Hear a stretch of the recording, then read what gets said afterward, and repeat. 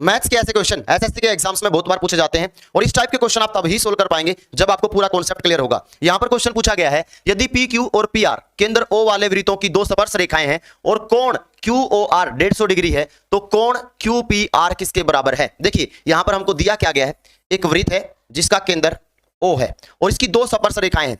वो स्पर्श रेखाएं कुछ इस तरीके से होंगी। क्यों होंगी इस तरीके से? क्योंकि दोनों स्पर्श रेखाओं में P कॉमन है, यहां पर भी P है, यहां पर भी P है और कॉमन पॉइंट होगा यहां पर P, ये Q है और ये आपकी R है। और आपको पता होना चाहिए कोई भी स्पर्श रेखा वृत्त के केंद्र से जहां पर वो वृत्त को स्पर्श करती है 90 डिग्री का कोण बनाती है। यहां पर 90 डिग्री का कोण बनेगा और यहां पर भी 90 डिग्री का कोण बनेगा। और हमको कोण QOR ये वाला कोण दिया गया है 150 डिग्री। अब आप ध्यान से देखें, यहां पर QORP एक चतुर्भुज बन रही है और चतुर्भुज के दो कोण है 90-90 डिग्री के, एक कोण है 150 डिग्री का, तो ये वाला कोण 30 डिग्री का होगा। क्यों? क्योंकि एक चतुर्भुज के चारों कोणों का जो योग होता है वो 360 डिग्री होता है। या तो इस तरीके से समझें, या फिर जब दो स्पर्श रेखाएं एक वृत्त को कुछ इस तरीके से स्पर्श करती हो तो ये वाला कोण और ये वाला कोण, इन दोनों कोणों का जो योग होता है वो 180 डिग्री होता है। अगर ये 150 डिग्री है तो ये 30 डिग्री होगा। तो इस तरीके से इस क्वेश्चन का जो राइट आंसर होगा वो होगा 30 डिग्री। आई होप अच्छे से क्लियर।